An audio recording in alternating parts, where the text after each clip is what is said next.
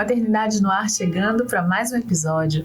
Eu trago hoje uma história que vai tocar seu coração, que já tocou o meu, né? E eu vou trazer uma história de, mais uma vez, uma mãe atípica, porque é a minha história, é muito do que eu vivi, do que eu sou.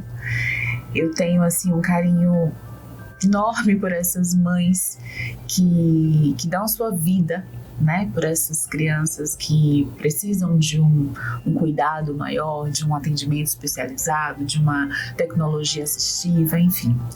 Eu tenho, assim, né, tá no meu coração, tá na minha vida, faz parte da minha história, e eu gosto muito de contar essas histórias, não para ressaltar o lado difícil, sofrido. A gente sabe que tem os momentos difíceis, a gente tem as nossas lutas, mas para humanizar, sabe? Porque muitas vezes nós que vivemos de consultório em consultório, atrás de terapia, atrás de um desenvolvimento, às vezes um desenvolvimento que pra gente é enorme, mas que aos olhos dos outros é ínfimo, né? Então a gente comemora, a gente vibra e muitas vezes somos incompreendidas nas nossas esperanças, nas nossas insistências, né?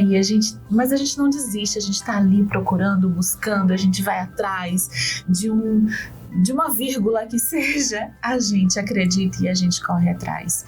Só que nesse processo todo, são poucas as pessoas que olham pra gente.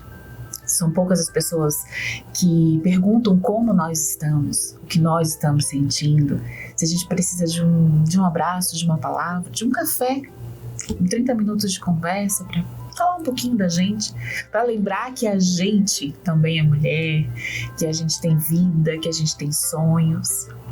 Então eu gosto de escutar essas mulheres, porque elas têm dentro delas tanta força que nos inspira a prosseguir. E essa mulher que eu trouxe aqui hoje é uma mãe de 2, né? A primeira filha é típica, né? Já está na faculdade, está encaminhada. E depois de 10 anos, eu acredito, 10 anos, tô certa, ela já me confirmou aqui, já vocês vão conhecer de quem eu tô falando, nasceu a segunda filha, né, atípica, né, com algumas questões neurológicas, com algumas dificuldades, né, físicas, né, Gleisner, que precisa... Já falei o nome dela. A Glaedna é a pessoa que eu tenho aqui do meu lado, já falei o nome dela, já vou recebê-la, já vou dar as boas-vindas. Bom, eu vou pedir licença agora, fazer uma pausa aqui nessa conversa para falar dos nossos queridos apoiadores, os que tornam possível Maternidade no Ar acontecer. O primeiro deles é a MA Engenharia, que oferece serviços de instalação elétrica, construção civil em geral, projeto e instalação de SPDA, mais conhecido como para-raios, metal mecânica, com corte, solda e montagem de elementos metálicos, entre vários outros. Para orçamentos, você fala diretamente com o dono e já pode negociar um preço que caiba no seu orçamento. Ligue 79 é o DDD 999558954 e converse com Murilo Andrade. MA Engenharia, atendimento em todo o estado de Sergipe e em outras regiões. Agora você que está pensando em empreender ou se reposicionar no mercado e não sabe por onde começar, a minha dica é Empreendex Estúdio Criativo. Nele você encontra uma equipe pronta para abraçar a sua ideia e avançar junto com você. Conte com a Empreendex para a produção da sua marca, criação da identidade visual, site, gestão de redes sociais e diagramação para impressos ou digitais. Anota aí, Empreendex Estúdio Criativo. Para saber mais, acesse o empreendex.com. As peças usadas nesse episódio são todas da Pra Você Acessórios. Todas elas estão disponíveis para venda, é só você entrar em contato com Bianca no @pra.você_acessórios. Você garante as suas peças com qualidade, preço justo e totalmente antenadas com as tendências de moda. Para você, acessórios, todos os estilos com preço justo e qualidade. Essa mulher, eu vou contar um pouquinho da história dela, porque eu vou ler aqui, porque eu escrevi assim muito tocada com as coisas que ela escreve, né, que ela compartilha, as histórias que ela compartilha no Instagram, no perfil dela. E aí, ela é casada há 26 anos. Ela foi mãe pela primeira vez aos 17, né, com o nascimento da Tiffany, que hoje tem 24 anos e é estudante de fisioterapia. Ela é neurotípica, tá? 8 anos depois, ela descobriu que estava grávida da segunda filha, a Carmen Emily, atípica, atualmente com 17 anos. E contrariando todas as previsões médicas que davam a ela apenas 2 anos de vida. Tá? Eles não diziam sequer que ela chegaria aos 2 anos, na verdade.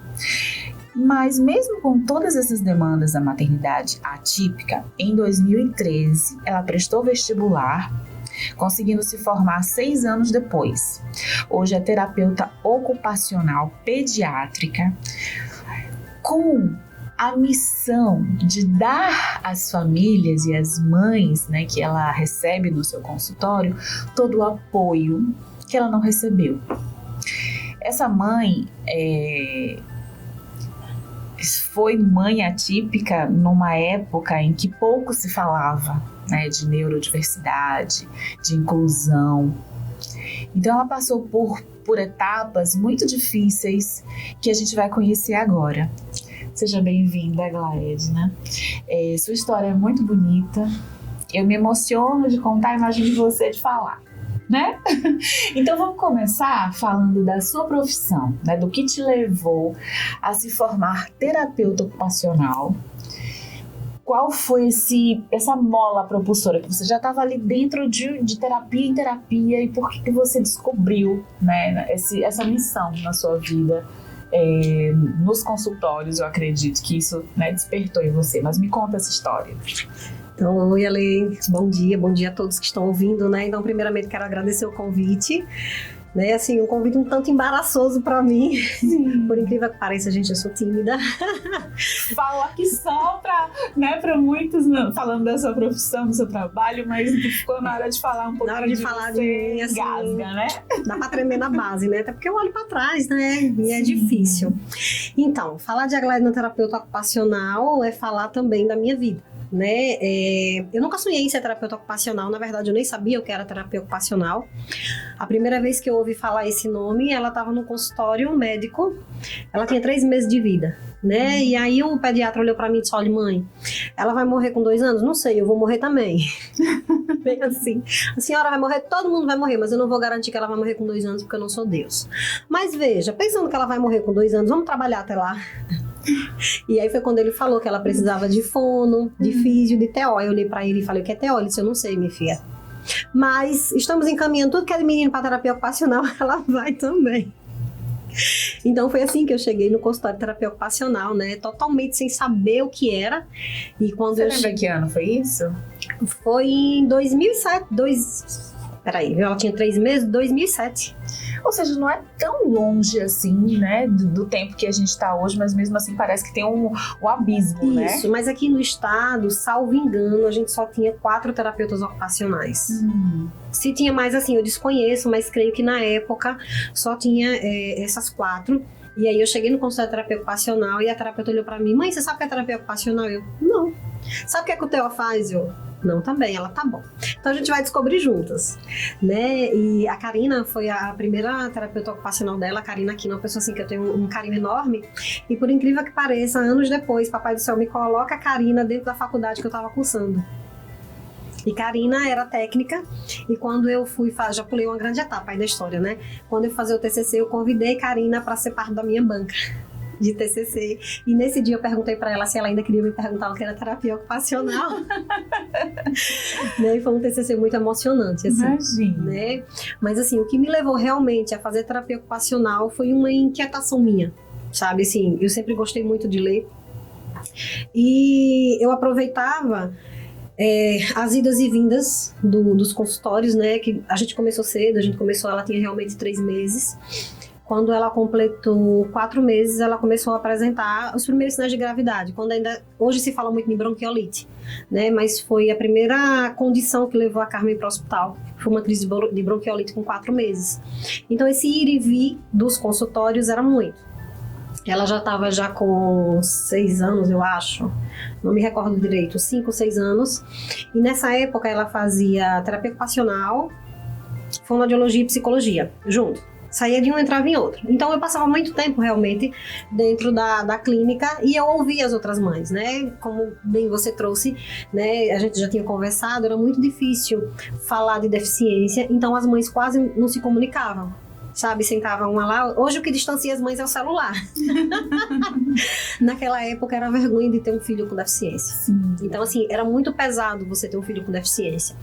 E nesse dia eu estava próximo de 2 mães, uma com uma criança com paralisia cerebral grave e o outro com autismo também grave, né? Hoje o que se chama de suporte de nível 3.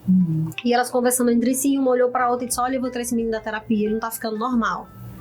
E aí nessa hora me deu um choque na alma. O que é ser normal? O que disseram para essas mães? E aí eu entrei dentro do consultório para pegar minha filha. Ela estava no consultório da TO, né? Hoje minha irmã, né? Não é nenhuma amiga, né? Ela é minha irmã.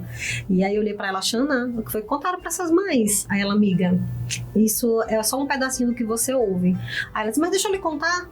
Vai abrir o vestibular, olhe, vá para a faculdade, estude, se empodere e vá cuidar das famílias.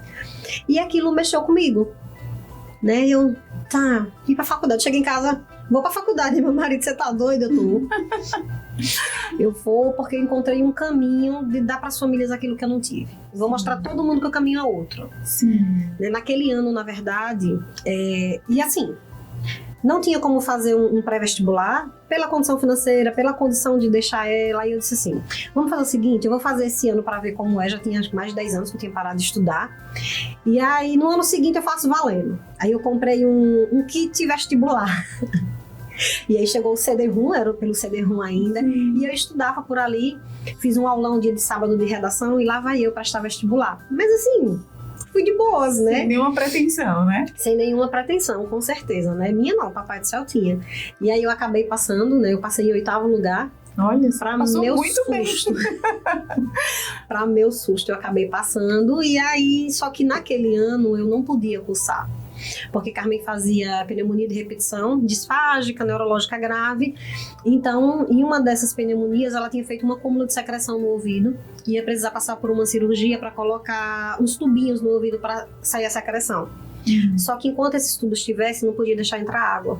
Nem a aguinha da lágrima. A gente tem que ter muito cuidado para não infeccionar esse ouvido. Então, naquele ano eu não podia cursar. Sim. Mas procurei uma pessoa, procurei outra, e aí indo pra missa, eu vi numa casa que tinha uma faixa. A pessoa lá tinha passado também terapia ocupacional. Eu disse: eu vou na casa dela.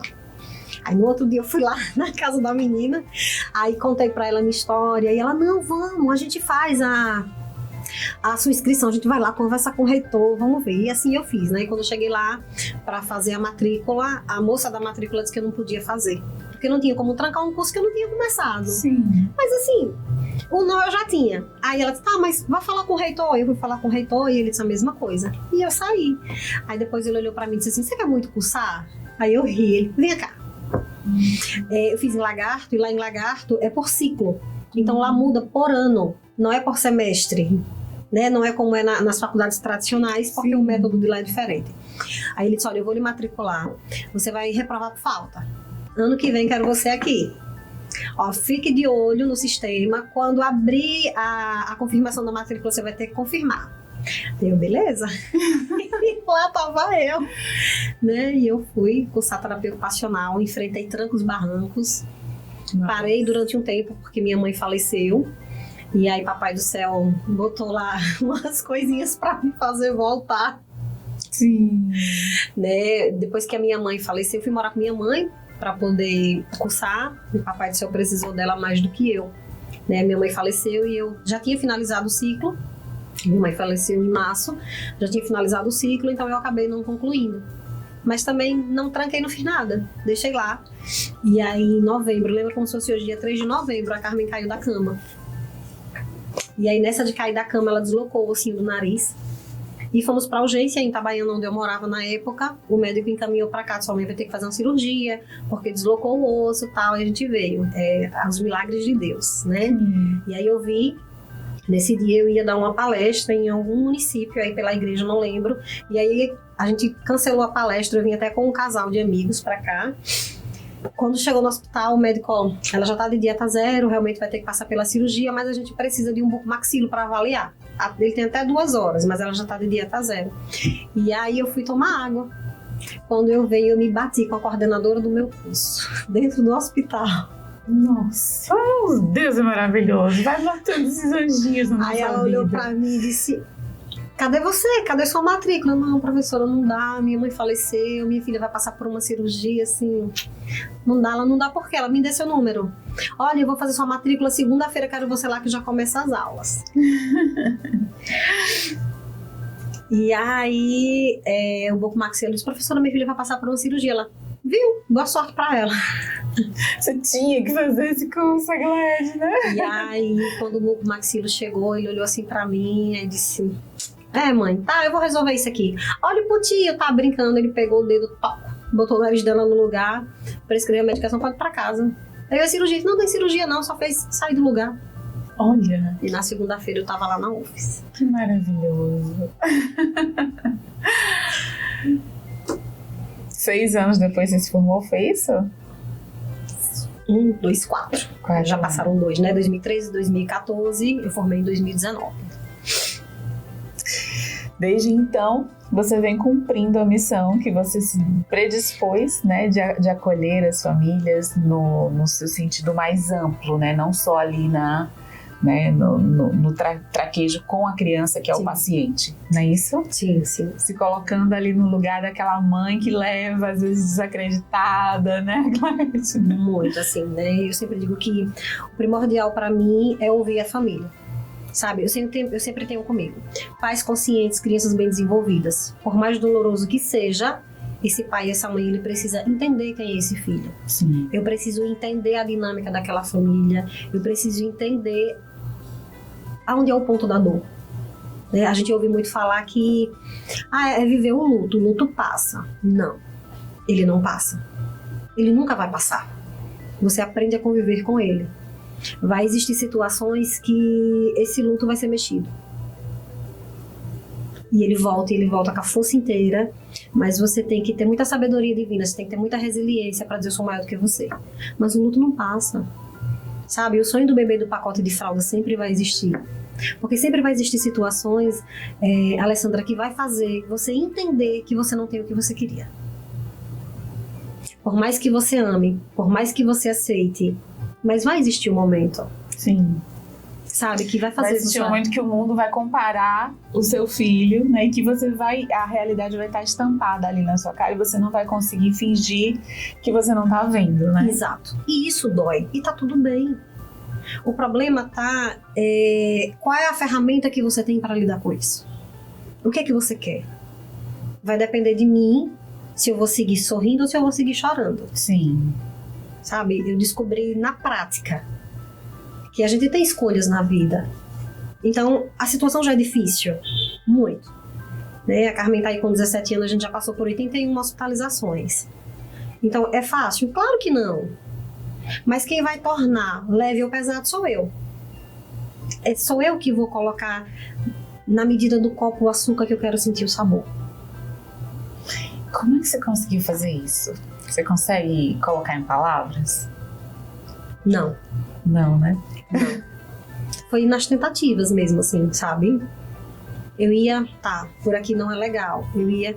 Porque, na verdade, assim, eu acho que eu precisei vestir uma capa para tentar me tornar imbatível. Sim. Né? Para ir vencendo as barreiras. E principalmente na época em que você... se descobriu mãe atípica, né? Sim. No momento em que tudo aconteceu, você estava ali realmente desbravando, né? Principalmente aqui em Sergipe, né? Sim. Eu tive uma gestação muito tranquila, sem intercorrência nenhuma. Uma vez eu comecei a sentir uma cólica, depois que bati a barriga na mesa, senti uma forte cólica e fui na maternidade. E aí pediram uma ultrassom, fiz a ultrassom. Aí o médico disse, você sabe que a menininha sai gordinha? A Carmen nasceu bem fofa mesmo. Aí ele disse, mas o líquido tá pouco para a idade gestacional. Aí eu ia, ele, mas tá mexendo, tá tudo tranquilo. Naquela época, eu sempre digo assim, são 17 anos, mas parece 50. Então, naquela época, não se falava em ultrassom morfológica, a não ser que essa mãe tivesse uma predisposição à gravidade ou o bebê apresentasse. Então, isso era feito no primeiro trimestre de gestação. Depois, só em casos excepcionais. Então, não se fazia essa morfológica, certo? Acho que a gente ainda estava na ultrassom 2D, 3D, alguma coisa assim. Então, assim, era tudo muito ainda rústico, vamos dizer assim, né? E aí, depois eu fui conversar com o meu obstetra, ele, não, nada. Tá, deixei pra lá. Né? Segunda gestação, segui. Eu já sabia o que era uma gestação, né? A Carmen veio de ousada, eu tomava concepcional. Não tinha mais, assim, sonho de ser mãe, eu não tinha. Sim. Mas, engravidei, a gente vai sonhando. Né? Então, sonhando com o bebê, sonhando com a menininha, a gente apostava muito que fosse um menino, né? Fazer um casalzinho, meu marido né? dizia que primeiro ele queria uma menina, porque se ele ficasse velho ia ter quem cuidasse, mas depois ele queria um menino, né? Mas veio outra menina e a gente começou a abordar tudo, porque Carmen Emily, mas só seria Emily. Carmen, porque ela nasceu dentro da Senhora do Carmo. Né? E a gente vem de família católica, e minha mãe bateu o pé e era pra colocar Maria do Carmo. Mãe, Maria do Carmo não, né, mulher? Pelo amor de Deus. Um nome muito pesado. Então bota Carmen. E aí ficou Carmen Emily. E aí no dia que ela nasceu, eu fui pra maternidade. Naquela época tinha as parteiras. E uma das parteiras da maternidade era uma amiga minha. E aí eu liguei pra ela, Paulo, você vai fazer meu parto. Paulo, que você vai fazer meu parto. E aí a gente contratualizou e eu saí de casa justamente no horário que ela ia estar na maternidade. Sim. E aí chamei, só que quando eu cheguei na maternidade, realmente eu já estava quase parindo. E aí bora, Adriana, vamos que Carmen tá nascendo. A gente foi pra sala de parto, Carmen nasceu. O meu primeiro susto, ela não chorou. Quando eu olhei pra Adriana, pra essa minha amiga, ela é branca, ela tava verde. Aí aconteceu alguma coisa? Ela, não, ela chora já. É porque não apanhou ainda. Sabe, isso vem forte, né? E aí começou um movimento muito grande dentro da maternidade, né? Cidade pequena, todo mundo conhece todo mundo. E eu me recordo que eu vi quando minha prima passou. Minha prima trabalha na UTI, na UTIM da maternidade até hoje. E eu achei estranho ela passar. E começou aquele movimento, até que a pediatra veio pra mim e disse assim, você sabe que é síndrome de Down, né? Aí eu... sei, então, sua filha nasceu com síndrome de Down, você sabe que não mama, a língua é grande, é mole, então assim, é assim. Foi assim que eu recebi a notícia. Bem delicada, né? Muito delicada, né? Então assim, nessa hora, o mundo desaba, né? Eu acabei passando mal, tive intercorrência, enfim, e eu comecei a imaginar o que seria da minha vida com ela sozinha. Né? Porque naquela época a família abandonava, hoje a família ainda abandona, mas naquela época era muito mais. Né, pelo medo. Sim. E eu tive esse medo. Eu tive medo de olhar para ela. Eu demorei muito para colocar a Carmen no meu colo, porque eu tive medo de olhar para ela. Eu não sabia se eu ia ter competência para lidar pra com carregar. Tudo que ela trazia, né? E aí eu precisava respirar e na minha cabeça era assim, perdi meu pai, minha mãe, meus irmãos, meu marido, ninguém vai querer mais saber de mim. E agora? A maternidade de lá, ela é uma instituição filantrópica e é mantida por freiras. Sim. E como eu participava de movimentos da igreja, não tinha conhecimento de muitas delas. E sempre tem aquelas mais achegadinhas, gente, né? Sim. E aí a irmã Josefa chegou pra mim com ela no colo. Aí disse, alguém quer lhe conhecer. E quando eu coloquei ela no peito pra mamar, ela mamava que nem um cabrito. Aí eu, síndrome de Down, gata, tu tem não. E ela olhava pra mim assim, Alessandra, falando pra você, eu recordo o olhinho dela, aqueles olhos amendoados bem pretinhos, olhando pra mim, tipo, e aí agora? Tô aqui, né? Tô aqui, velho, bora! Né? E foi muito complicado, mas assim, na minha cabeça, acabou o mundo, seria só eu e ela, e o que eu ia fazer só com ela. Sim. Daí foi quando o meu esposo chegou e ele, tá chorando por quê? Não é minha, não? Aí ele disse, a gente vai seguir até o dia que Deus quiser, e eu tô aqui pro que der e vier. E essa promessa ele cumpre até os dias de hoje. Mas foi muito difícil. E aí começaram a chegar os médicos a falar, e aí o que a gente soube é que ela não ia ter uma sobrevida muito grande. Sim. Né? Um chegava a dar uma opinião, outro chegava a dar outra opinião, e é tudo muito embaraçoso, na verdade, porque primeiro ela tem síndrome de Down. A gente saiu da maternidade com o papel da maternidade, com ela com síndrome de Down, mas ela não tinha essas características. Talvez fosse o que aproximava, enfim, ou o que a pediatra da época conhecia. Sim. Né? E aí eu liguei pro pediatra da minha filha mais velha e ele disse, olha, o que ela tem eu não faço a mínima ideia, você precisa ir pro geneticista. Aí eu, o que é isso? Nossa, cada hora um desafio novo, Era um desafio. Aí eu disse, sim, mas e aí? Ela só chega até 2 anos? Ele disse, não sei. E talvez ela não chegue nem até o final da semana. Ela nasceu numa quarta. Nossa. Né? E aquele medo, assim. E escutar tudo isso a todo momento, cada hora alguém com uma informação mais drástica possível, né? Isso foi durante anos. Né? Durante anos. Até que a gente chegou numa determinada médica. Ela... Isso já com quanto tempo de vida? 1 ano e 2 meses. 1 ano e 2 meses. Em 2008... foi a primeira vez que ela apresentou uma gravidade aqui no estado de um surto de dengue hemorrágica. É claro que ela teve. Ela adora se aparecer. Então, ela teve. Ai, Glória. Né? Com 11 meses, ela teve a primeira crise convulsiva. E pediram eletro e pediram uma tomografia. E aí, nessa tomografia, mostrou que o crânio dela nasceu sem espaço pro cérebro. Sabe aquela famosa moleira? Não tinha, né? Além da moleira, nasciam umas suturas, umas rachaduras no crânio. Ela não tinha nada, era uma parede lisa a cabeça dela. E aí, assim, ele foi bem enfático. Ele disse, ó, mãe, aqui não vai muito, não. Certo. Mas vai pro geneticista e eu sou que tem pra falar, procure outros médicos. Enfim, vem aquela gama de médicos, né? E aí a gente chegou num determinado médico, ela disse assim, olha, o cérebro não tem pra onde ir, ela só tem 2 anos pra viver. E já tem plano de saúde? Veja, quando ela completar 2 anos, o cérebro vai sair. Precisa da moleira, precisa do espaço para o cérebro desenvolver. Para complica.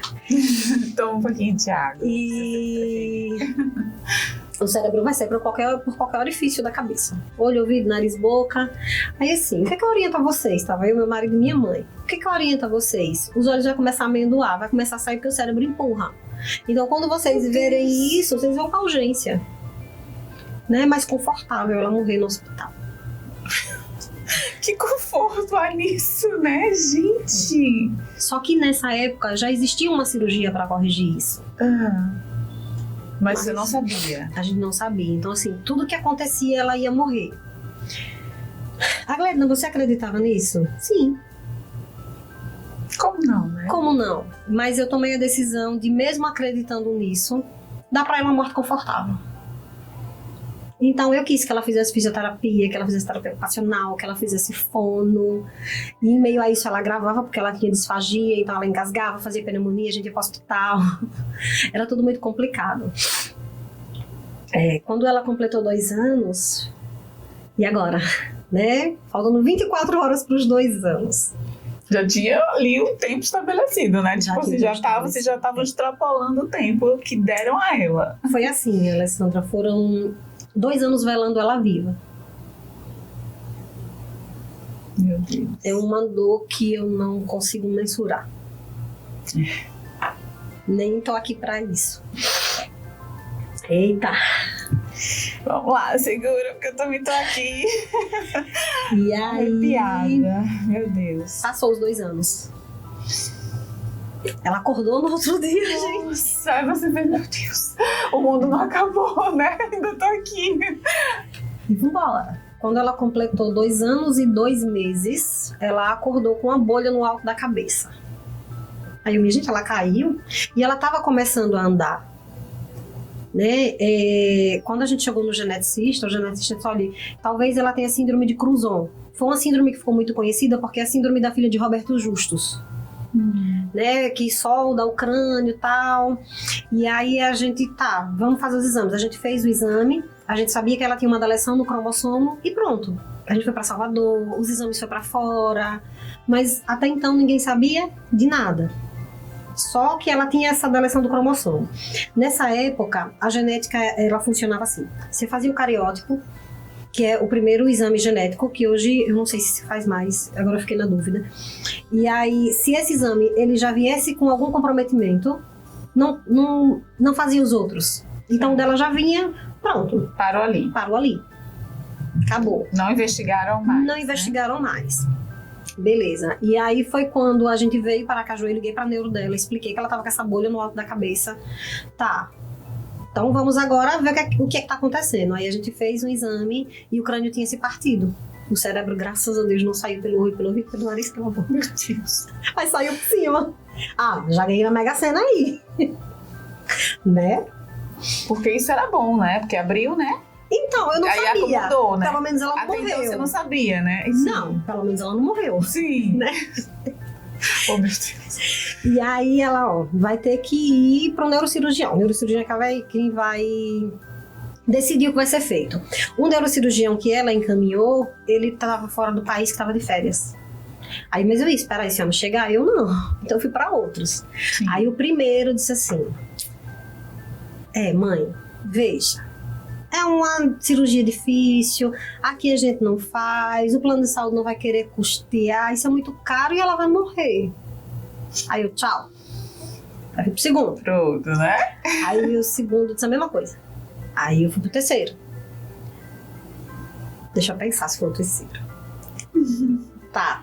Aí eu fui pra outro. Aí esse foi mais fofinho. Ele disse assim, não, isso aqui é operar pra quê? Ela vai morrer. Mas isso aqui é cérebro. Aí eu, tá. Vou tomar um pouquinho de água aqui, porque... Aí a gente foi pro quarto, mesma coisa. Aí a gente foi pro quinto, a mesma coisa. O quinto ainda disse assim, a gente pode tentar, mas assim, a sobrevida aí é nenhuma. Ela vai passar uns dias em coma, mas ela vai chegar no óbito. Até que a gente chegou nesse que era pra ter ido. Aí ele olhou assim pra mim... No que tava de férias. No que tava de férias. Aí ele olhou assim pra mim e fez... Você me deu uma ideia. Eu preciso abrir um centro de neurocirurgia no estado para operar a criança, eu não tenho. Ele disse, eu opero sua filha, mas eu não consigo fazer isso agora. Eu preciso de equipe, eu preciso de material, eu preciso de local, eu não tenho nada disso. Ele disse, não muito, o local melhor que eu tenho aqui é o Hospital João Alves. Na época era o Hospital João Alves, né? Sim. Bota ela na SAMU, ela vai para São Lucas, mas eu não posso lhe garantir nada, é melhor você ir para fora. E ele disse, olha, eu não vou lhe dizer que é muito grave, que é pouco grave, mas não é bom. Você vai pra fora, eu vou lhe indicar um professor meu, você vai pra lá, opera, se der tudo certo, volte que eu cuido daqui, mas hoje eu não posso fazer nada. E assim, ele foi muito sincero, assim, sabe? E agradeci muito a Deus a sinceridade dele. Ele só disse, aqui eu não tenho garantia nenhuma pra lhe dar. A única coisa que eu posso dizer é que ela poderia ter sido operada antes do primeiro ano de vida.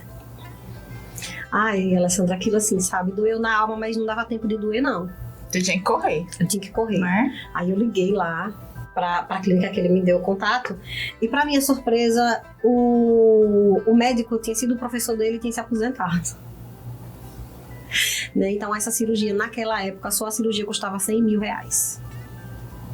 Mas enfim, a gente não pode desistir na vida, né? Não, você é a prova disso. Então naquela época a gente tinha Orkut. Não é que eu sou velha, é que a tecnologia correu. E tinha os grupos de mães. E naquela época as mães já começavam a querer se juntar. De uma forma muito pequena. Eu lembro que esse grupo tinha 6 mães.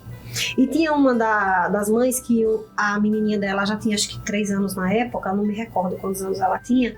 Mas a menina tinha síndrome de Crouzon e tinha acabado de fazer uma cirurgia que parecia com a que Carmen precisava fazer. Aí ela disse, mulher, eu vou lhe dar o contato dos médicos? Eu me dei. Aí era falando com ela e já mandando tudo para os médicos por e-mail. Isso foi numa quarta, na terça eu já estava em São Paulo. E aí eles disseram que era um caso raro, mas que sim, que eles poderiam fazer. Enfim, a gente fez a primeira cirurgia em São Paulo. Né? Claro que ela aprontou na cirurgia, ela passou 16 dias em coma, enfim, tudo bem. Ela gosta de se aparecer. Oh, meu Deus.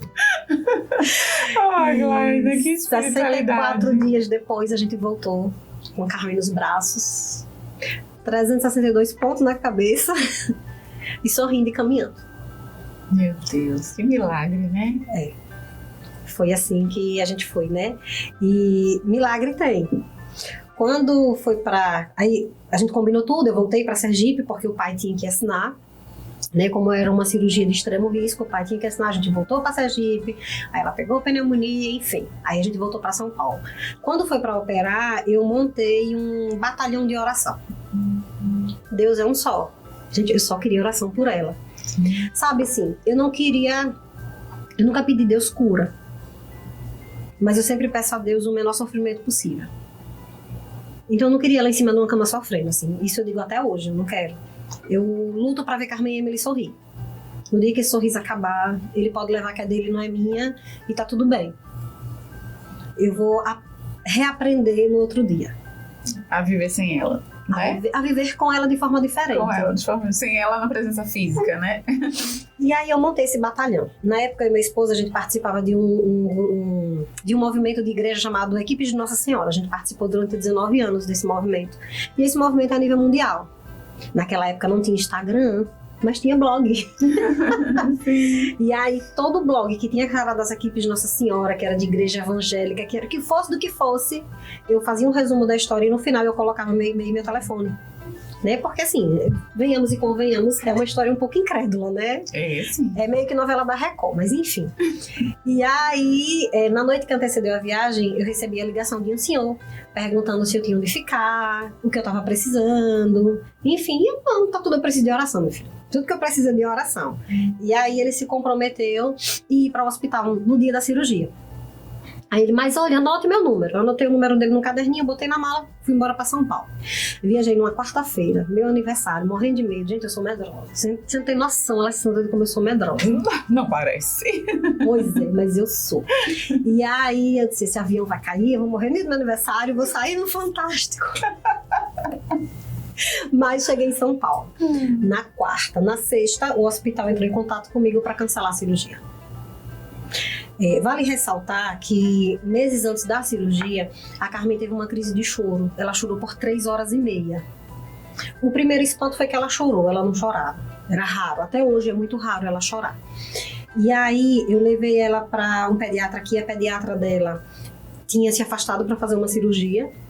Eu tinha um pediatra substituto, ele não sabia o que fazer e disse, olha, a gente vai para o hospital agora. Ele ficou tão angustiado que ele acompanhou a gente até o Hospital Primavera e ele pediu uma ressonância.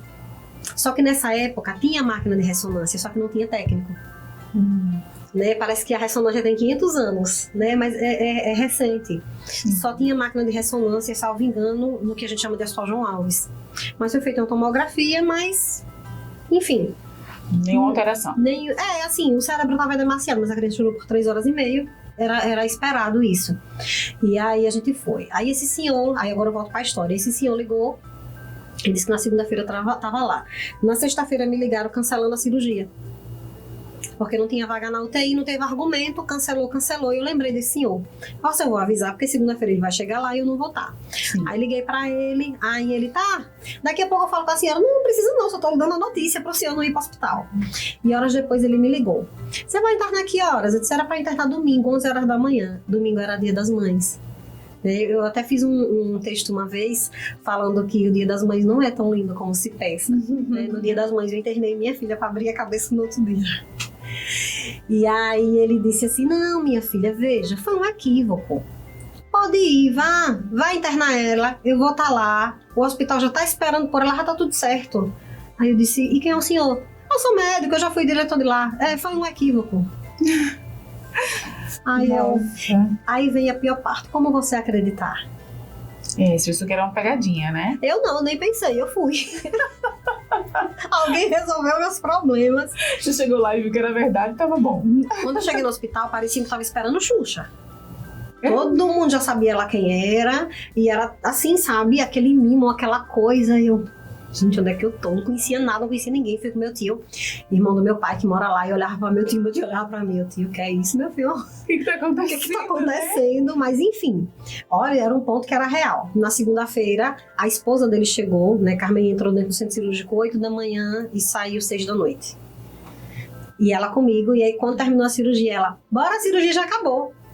Aí eu, como é que você sabe? Ela, não, Geraldo tá lá. Então, ele assistiu a cirurgia dela e, para nossa surpresa, se a gente voltasse para Sergipe, a chance de Carmen morrer no voo era praticamente todas. Ela tinha uma depressão intracraniana e a gente não sabia. Né? Então, ele salvou a vida da sua filha, né? Salva todo dia a gente se fala. Eu ganhei um pai e uma mãe, a gente se fala todos os dias, nem que seja para dar bom dia. Que lindo. Ela me manda o evangelho todo dia, eu mando bom dia. Né? Falo com ele, a gente se fala até hoje. 64 dias depois a gente voltou. Né? Dona Carmen me aprontando todas. A gente passou ainda uns 3 anos e meio, acho, indo e vindo, né? Até eles darem alta. E aí, no dia da alta, o médico disse: olha, mãe, a partir de agora é com vocês. Ela não precisa mais de revisão. Se até ela completar 12 anos ela sobreviver, vocês voltam, porque talvez a gente precise de outra cirurgia. Mas o problema dela não é isso aqui. Eu não sei o que é o problema dela, mas talvez seja ela crescendo e problemas aparecendo, mas a escolha foi da senhora. Aí eu, obrigada. Passei uma fase, né? Sabe, às vezes, uma vez eu disse assim, uma amiga disse, olhando pra mim, sabe o que é que eu percebo? Que eu brinco de videogame. Sim. E cada fase que eu termino, outra é pior. Sim. E a outra é pior, a outra é pior. E aí só em 2015, foi 2015, Carmen acordou com muita hematoma no corpo, a gente foi pra urgência, lá encaminharam a gente para um oncologista, para um hematologista, desculpa, porque a gente não sabia o que era, aí fomos para mais um geneticista, isso eu briguei para não ir, porque eu já tinha ido para tantos e ninguém resolvia nada. E aí ele acabou me falando que o problema do cromossomo dela era o 10º caso no mundo notificado e viva só tinha ela. Então, nesse dia, pra mim, foi pior do que o nascimento dela. Porque você simplesmente não sabia do que se tratava esse tal cromossomo. Não. A gente sabia que tinha uma deleção e ele falou, nem nos livros tem. Não tem nos livros. Claro que tem mais, sim, tem mais. Subnotificados. Né? Como eu disse no começo da nossa história, é muito difícil você ter um filho com deficiência. Então não é toda a família que tem o acesso financeiro, que tem o conhecimento e que queira. E que insista, né? Porque você só descobriu porque você chegou até essa fase. Sim. Né? Porque lá atrás você foi desaconselhada a continuar. A natureza ia agir, né? Eu escutei muito isso. Na verdade, até um dia desse eu ainda escutava, viu? Agora eles entenderam que ela vai mais na frente e pararam, né? Mas assim, às vezes ela desencadeia aí um problema. Ela tá bem agora, daqui a 2 minutos ela não tá mais, que ela é ousada. E aí para no hospital, aí ó, né? Eu já acostumei, assim, sabe? Não me abala mais. Você está ouvindo essa história há 17 anos, contrariando as estatísticas, né? E como é para você ter chegado aos 17, né? E o que você pensa daqui para frente? O que vem no seu coração, na sua mente? Nada. Você não espera nada? Não. Eu vivo hoje. É um dia de cada vez. É um dia de cada vez. Se eu pensar muito lá na frente, Alessandra, eu vou começar a cobrar. E isso é uma conta difícil. Sim. Porque eu vou cobrar dela. Por que que ela não faz? E eu vou começar a cobrar de mim. E não seria injusto demais? Muito. Muito. Que bom que você pensa assim. Então eu não... Né? Eu prefiro viver o hoje. Quando você conversa com outras mães, é esse conselho que você dá? Viva o agora? Viva o momento? Não. Não tem expectativa. Tem a esperança. A expectativa, ela é cruel. Eu vivi muitos anos de expectativa. E eu só senti dor. Então a gente tem que ter esperança. Mas você sabe quando que você conseguiu virar essa chave? Sair da expectativa para a esperança? Você tem noção, assim, clara de quando aconteceu? O que fez? Não. Não, porque foram etapas que eu precisava vencer. Então, a primeira etapa que eu precisei vencer foi a do preconceito. Sim. Né? Quando você tem um filho com deficiência, a primeira coisa que você quer é se afastar da sociedade. Porque a sociedade, ela tem um padrão e você não quer viver longe daquele padrão. Então eu entendi que a primeira pessoa preconceituosa na história seria eu. Então essa sociedade, ela vai conhecer o meu filho a partir do que eu apresente. Ou se eu vou ter coragem de apresentar. Sim. Então o primeiro ponto foi aí. Então eu tive que olhar para Carmen Emily como ela era, entender que não era o que eu sonhei, não era o meu bebê do pacote de fralda, e tá tudo bem. Vai doer, vai, mas a gente vai se embora. Foi fácil? Não. Foi com 2 dias? Não. Ao longo do processo. Ao longo do processo. Mas eu comecei a levar ela para as igrejas, para os restaurantes. Era uma luta comigo. Doía em mim. As pessoas olhavam, alguns perguntavam, né? Eu tive espantos, eu tive questionamentos, eu tive pessoas que se afastam de mim. Enfim, tudo na vida é escolha. E eu tive que ir lutando, lutando contra mim. Porque não falava sobre a sociedade, falava sobre mim. Então eu acho que quando eu comecei a me sentir confortável, as coisas começaram. Sim. Olha, o que eu tenho é isso aqui. É a minha filha, é o meu amor. Ela é normal pra mim, não é pra você, o problema é seu. Você está incomodado, você saia. Mas eu não. Ai, nossa. Tanta coisa profunda você trouxe pra gente nessa conversa, Gled, né? Quanta inspiração, quanto ensinamento, quanta inspiração de vida mesmo, sabe? Gratidão por você ter aceitado o meu convite, por estar aqui compartilhando essa história. Eu tenho certeza que outras mães vão te escutar e vão se conectar com a sua história. A gente vai deixar aqui o seu perfil, né, para que você possa ter esse canal com outras mães que vivem a mesma história, parecida, que se identificaram com a sua força, com a sua determinação, com a sua esperança, né? Porque é essa a lição que você deixa pra gente, né? É ter esperança, ter fé na vida, acreditar, não desistir, mesmo que as pessoas digam que não tem futuro, não tem depois, não tem amanhã. Você precisa viver para saber se não vai ter esse amanhã, né? Ninguém tem o direito de te tirar essa chance de tentar, né? Você não precisa desistir porque as pessoas estão dizendo para você que não tem chance, né? É você acreditar. Ai, muito obrigada por você ter deixado toda essa mensagem com a gente. Eu tô bem emocionada e, enfim, obrigada. Obrigada por você também estar aí escutando junto com a gente. Manda essa mensagem para outras pessoas, compartilha esse conteúdo. Poxa, eu acho que vai aquecer o coração de muitas mães. Deixa seu comentário. Entre em contato com a Gled se essa história te tocou também. Gratidão. Até o próximo episódio. Tchau, tchau, gente.